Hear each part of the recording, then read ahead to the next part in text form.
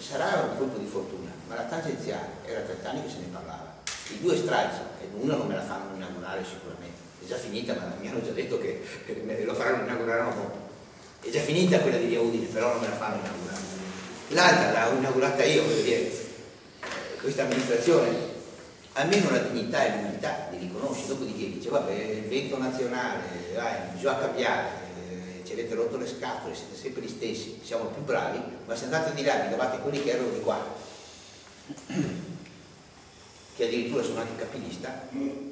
Per il periodo più buio, il periodo più buio dei servizi sociali, lo può dire lui, non lo dico neanche io, non è mai stato affrontato per il tema dei servizi sociali come in questa legislatura, mai, con una sua sede dignitosa, invidiata da tutto, con sportello Abramo, donne immigrate, sportello casa, informazioni.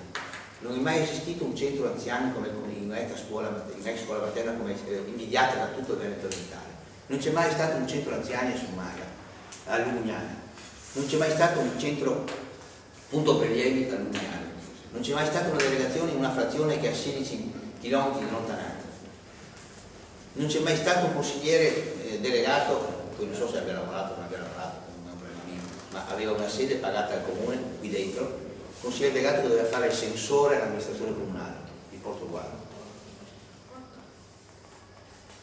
Io dico, noi abbiamo un programma, noi abbiamo una squadra, noi abbiamo degli uomini, abbiamo 5 partiti che ci sostengono, abbiamo delle capacità che le abbiamo dimostrato, abbiamo voglia di fare, siamo presenti in tutte le occasioni quando ci chiamano, a volte anche siamo anche troppo invadenti perché siamo sempre dappertutto, abbiamo la coscienza a posto,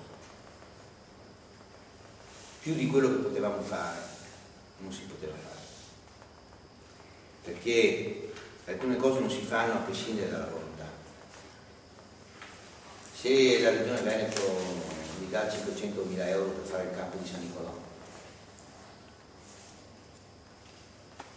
che io per non perdere devo mettere altri 500.000 euro, perché se no li perdo, perché c'è la compartecipazione del 50%, devo ritrattare un'altra opera, ma non posso far perdere ai cittadini di Portogallo se condividono la scelta di che l'Aurora e San Nicolò si metta assieme e vadano lì a fare il campo, cosa che hanno condiviso tutti. È chiaro che devo rinunciare anche, così come potevo non fare l'abbazia, dire che la faccio il prossimo anno, e io facevo tutte le cose che parlano solo di questo, casa per casa, non c'è il pompino, non c'è la luce, non c'è il gas, non c'è la spazzatura.